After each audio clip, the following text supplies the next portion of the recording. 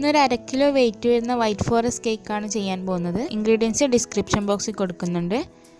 ആദ്യം 1/2 കപ്പ് മൈദ, 1/2 teaspoon baking powder, 1/4 ടീസ്പൂണിന് അടുപ്പിച്ച് baking soda, ഒരൽപ്പം ഉപ്പ്, 1 ടേബിൾ സ്പൂൺ പാൽപ്പൊടി. ഇതും കൂടി ചേർത്ത് ഒന്ന് മിക്സ് ചെയ്ത് ഒരു തവണ അരിച്ചെടുക്കാം.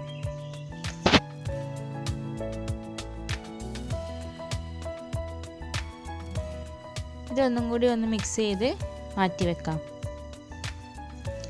ആദ്യം ബേക്ക് ചെയ്യാൻ എടുക്കുന്ന ടിന്ന് ബട്ടർ പേപ്പർ വെച്ച് കൊടുക്കണം. ഇതിന് അല്പം ഒരു ഹൈറ്റ് കുറവുള്ളതുകൊണ്ട് ബട്ടർ പേപ്പർ ഞാൻ കുറച്ച് ഉയരത്തിൽ വെച്ച് കൊടുത്തിട്ടുണ്ട്. ഇനി ഒരു ക്ലീനായ ബൗളിലേക്ക് 2 മുട്ട പൊട്ടിച്ച് വയ്ക്കാം. അതിലേക്ക് 1/2 ടീസ്പൂൺ വാനില എസൻസും കൂടി ചേർത്ത് ബീറ്റ് ചെയ്തെടുക്കാം.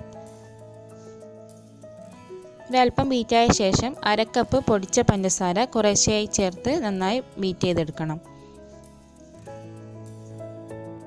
മുട്ട ഇപ്പോൾ ബീറ്റായി വന്നിട്ടുണ്ട്. ഇനി ഇതിലേക്ക് 2 ടേബിൾ സ്പൂൺ ഏതെങ്കിലും റിഫൈൻഡ് ഓയിൽ ഒന്ന് ചേർത്ത് കൊടുക്കാം. ഓയിൽ ചേർത്ത ശേഷം ഒരൽപ്പം മാത്രം ബീറ്റ് ചെയ്താൽ മതി.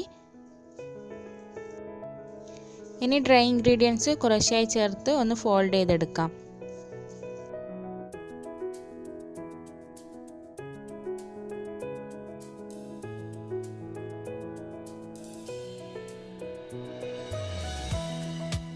ഇനി ഇത് ടിന്നിലേക്ക് ഒഴിച്ച് ഒന്ന് ടാപ്പ് ചെയ്ത് കൊടുക്കണം.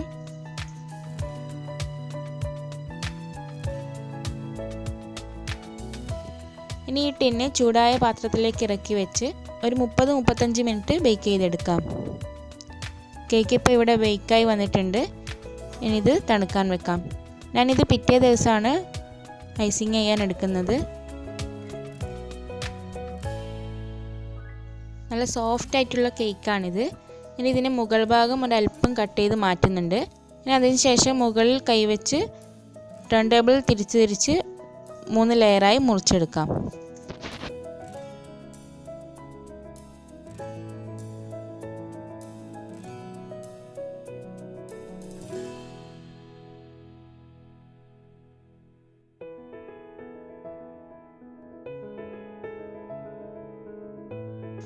ഇനി ഐസിങ് ചെയ്യാൻ തുടങ്ങാം. ആദ്യം ബോർഡിൽ ഒരൽപ്പം ക്രീമാക്കി ഫസ്റ്റ് ലെയർ വെച്ച് കൊടുക്കാം. ഏറ്റവും മുകൾ ഭാഗമാണ് അടിഭാഗമായിട്ട് വെക്കുന്നത്. അതിൽ ഷുഗർ സിറപ്പ് വെച്ച് ഒന്ന് നനച്ചെടുക്കാം. ഷുഗർ സിറപ്പ് ഉണ്ടാക്കാൻ വേണ്ടി ഞാനിവിടെ 1/4 കപ്പ് പഞ്ചസാരയും 1/4 കപ്പ് വെള്ളവും ചേർത്ത് ഒന്ന് തിളപ്പിച്ചെടുത്ത് അതൊന്ന് തണുപ്പിച്ചെടുത്തതാണ്. പിന്നെ അതിന് മുകളിൽ ക്രീം ഒന്ന് സ്പ്രെഡ് ചെയ്യാം. ക്രീം ബീറ്റ് ചെയ്യുന്ന വീഡിയോ ഞാൻ മുന്നേ അപ്ലോഡ് ചെയ്തിട്ടുണ്ട്. കാണാത്തവരുണ്ടെങ്കിൽ അത് കാണാം.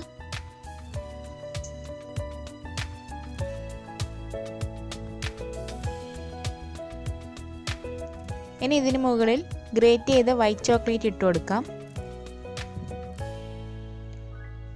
അതിനുശേഷം ഒരൽപ്പം ജെറിയും കൂടി കട്ട് ചെയ്ത് ഇട്ട് കൊടുക്കാം. ഇനി സെക്കൻഡ് ലെയറും ഇതേപോലെ ചെയ്യാം.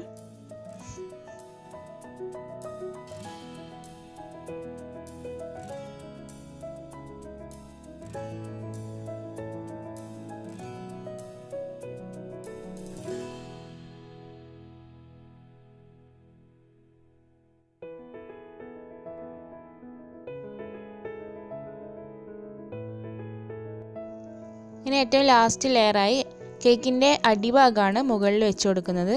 അപ്പോൾ കേക്ക് നല്ലൊരു ലെവലായിട്ട് കിട്ടും. ഇനി ഇതും ഷുഗർ സിറപ്പ് വെച്ചൊന്ന് വെറ്റ് ചെയ്തെടുക്കാം. ശേഷം ക്രീം മുഴുവനായി അപ്ലൈ ചെയ്ത് കൊടുക്കണം.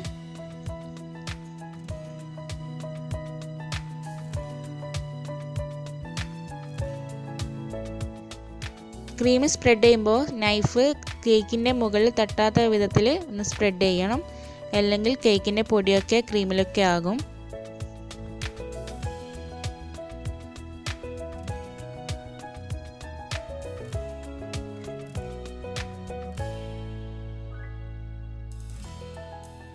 ഇനി സ്ക്രാപ്പർ വെച്ച് ഒന്ന് സൈഡൊക്കെ ഒന്ന് ക്ലിയർ ചെയ്തെടുക്കണം.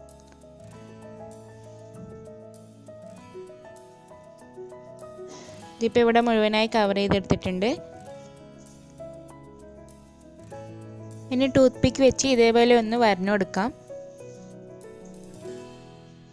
അതിന് മുകളിൽ ഈ ഒരു നോസിൽ വെച്ച് ഒന്ന് ഡെക്കറേറ്റ് ചെയ്തെടുക്കാം.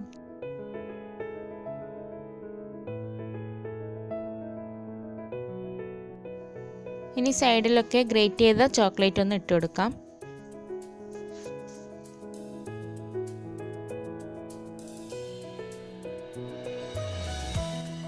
ഈ ഒരു രീതിയിൽ ഞാനിവിടെ ഗ്രേറ്റ് ചെയ്ത ചോക്ലേറ്റ് ഇട്ട് കൊടുത്തിട്ടുണ്ട്. ഇനി ബോർഡറും നിങ്ങൾക്ക് ഇഷ്ടമുള്ളത് കൊടുക്കാം. ഞാൻ നേരത്തെ ഉപയോഗിച്ച നോസിൽ വെച്ചിട്ട് തന്നെ ഡെക്കറേറ്റ് ചെയ്യുകയാണ്. ഇനി മുകളിൽ ഒരല്പം യെല്ലോ കളർ ക്രീം വെച്ച് ഫ്ലവേഴ്സ് വെച്ച് കൊടുക്കാം. ഫ്ലവേഴ്സ് വരയ്ക്കുന്ന രീതി ഞാൻ മുന്നേ അപ്ലോഡ് ചെയ്തിട്ടുണ്ട്. ലിങ്ക് ഞാൻ ഡിസ്ക്രിപ്ഷൻ ബോക്സിൽ കൊടുക്കാം. അങ്ങനെ ഡെക്കറേഷൻസൊക്കെ കഴിഞ്ഞിട്ടുണ്ട്. അപ്പോൾ വീഡിയോ ഇഷ്ടമായാൽ എല്ലാവരും ലൈക്ക് ചെയ്യുക, ഷെയർ ചെയ്യുക, സബ്സ്ക്രൈബ് ചെയ്യാത്തവരുണ്ടെങ്കിൽ സബ്സ്ക്രൈബ് ചെയ്യുക. Thanks for watching.